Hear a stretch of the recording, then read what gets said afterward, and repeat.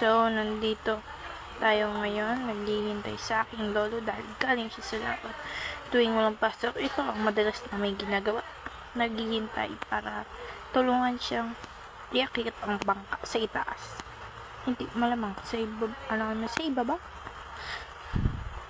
Ayan nga, nakakaboring maghintay. Kung ano ginawa ko, ginawa namin.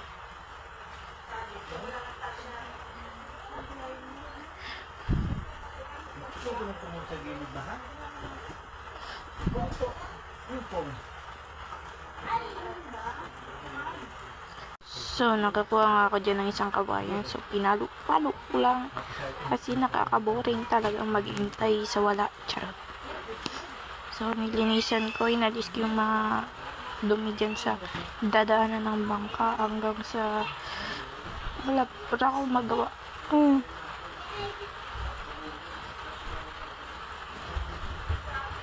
Hanggang sa tinapon ko siya. Inayos ko na lang yung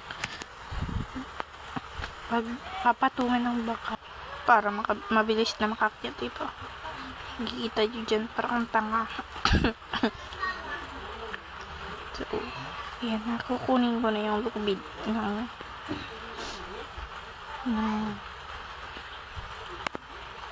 puno na ganyan. Hindi ko alam kung anong pangalan. Sa ginagamit namin yan palagi. So, sobrang tagal nga ko ano talagang ginawa ko para di ako maburyo.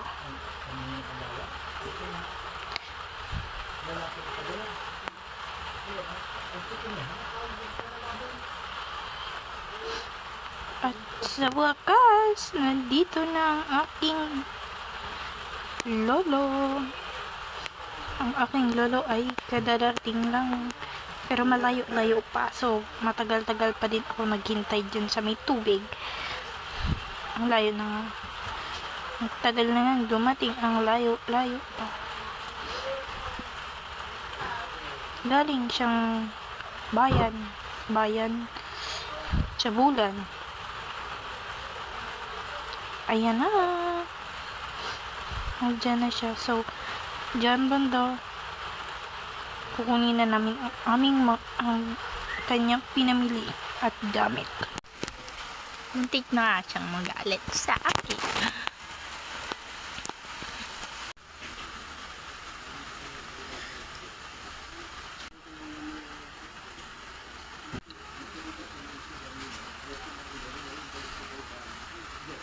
So, ayan nga. Pinuntahan na ako ng aking tita dahil tinulungan niya na ako sa pagkuha ng mga gamit.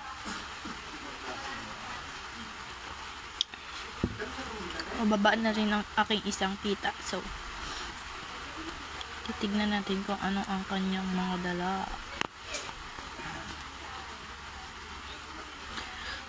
May kinain kami dyan kanina. Pero hindi ko alam kung ano yun. Siguro yun yung dahilan kung ba't ako inubo kanina sa dagat.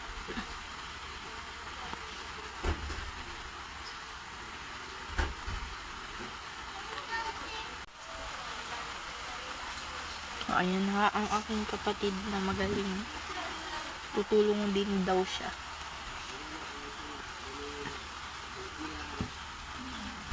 So, inabot ko na sa kanya yung mga iba. Kasi hindi ko naman kaya ng mag-isa.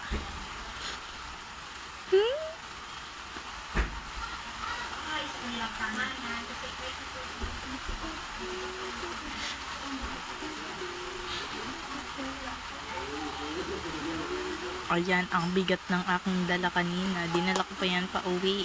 Dahil ang bigat-bigat niya. Super. Tapos, yun. Pero dyan ko muna nilagay dyan sa tabi. Dahil, iaakyat muna namin ang bangka. Kunti lang naman na yan. Pero mabigat. Makyat pa ako sa bangka. Mamaya, akyat ako sa bangka para kunin yung isang malaking lalagyan.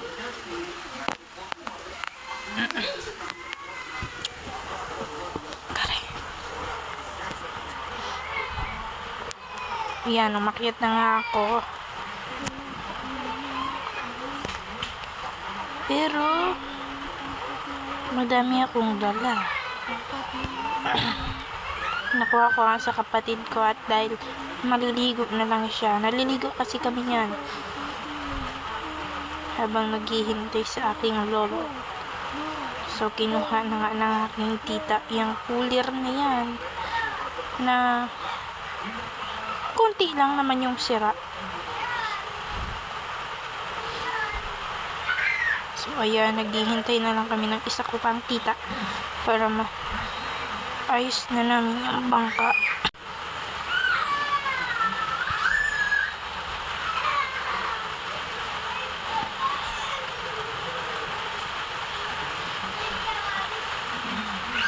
So, ayan, lumapit na rin ang aking pinsan. Ang aking pinsan ay makulit, pero mahal na mahal namin yan. She's so cute.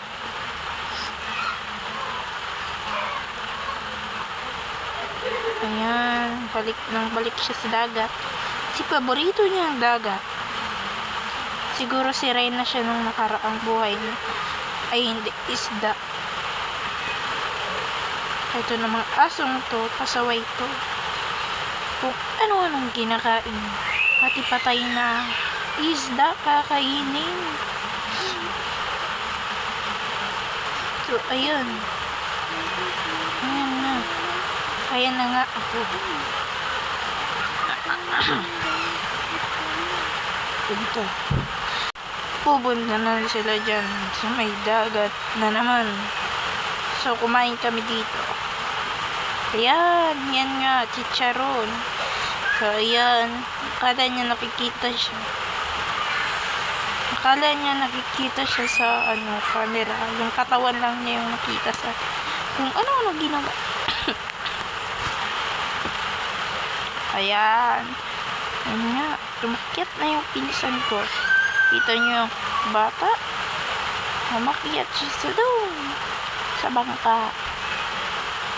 Ang sarap kumain ng chicharon. Tapos pagkatapos, ubo ka ng ubo. Dahil nga sa may ubo ako, konti lang kinain ko.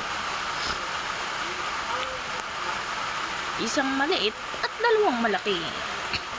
Pero ganun pa rin pala. Dapat tatlong malaki na lang.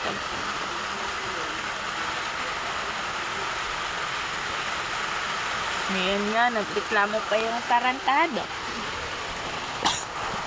Parang ang dami niyang ginawa. Habang nga naghihintay kami ng katulong dito sa bangka, kumain muna kami. Kaya ang sarap na ng pagkain namin dito. Ay, si Baliw, sumayaw pa ng sumayaw sa camera. Ayan nga, dumating ng aking tita. Nahulugan pa ng pagkain tong isa. Yan, todo palpagi siya. Yan nga. Bakit na bangka?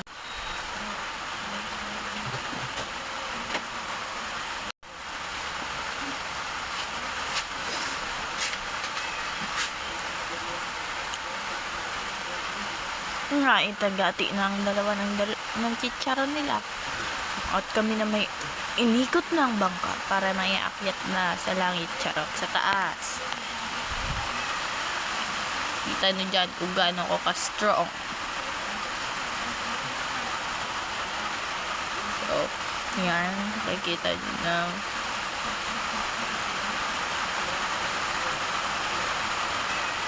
Yan. Ito nyo.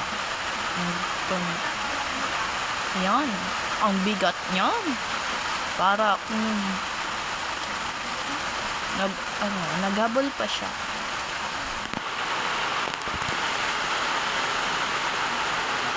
So, ayan nga. Masyado na mabigat.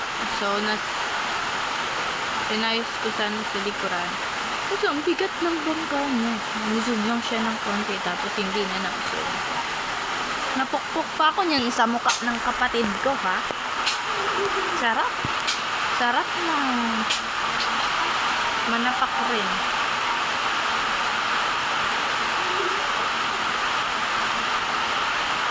Pero ang bigat talaga. So, ayan. Tutulungan. Magkatulong na ulit kami. Ayan. Mas mabigat pa yan sa dumbbell. Abaka.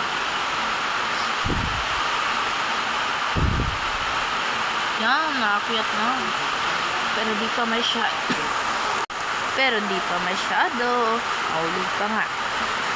Ayan. Oh, pinasan ng aking lolo pero mabigat pa rin yan. Inaig pang isang sakong bigas. Bangka nga naman. Pero basic na rin yung gagawin dyan pagdating ng ganyan. Ayan nga eh. Sabi ko nga sa kapatid ko na kunin niya na yung mga paralis. Yung paralis, yung nagulong dyan, oh. Pinapatungan. Hindi siya nakilig sa akin. Ayan. Ito na yung ilalagay namin dyan sa likod. Mabigat siya, in fairness. Kaya sa mga nagtatanong bakit. Ayan. Ang dumi ng pala ng pako, kulay itim na. Pero huwag kayong mag-alala. Ano lang. Sa totoo lang, nag-ganyan ako, pero masakit ang aking ulo. Ang aking head. Pero carry lang. Carry lang mga mi. Yan lang ang aking gagawin.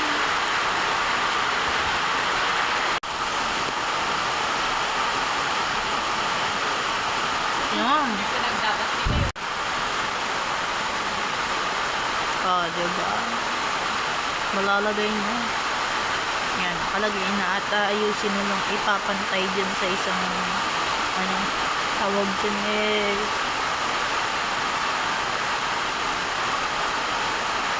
Oh, diba? Perfect. At ayun, okay na siya.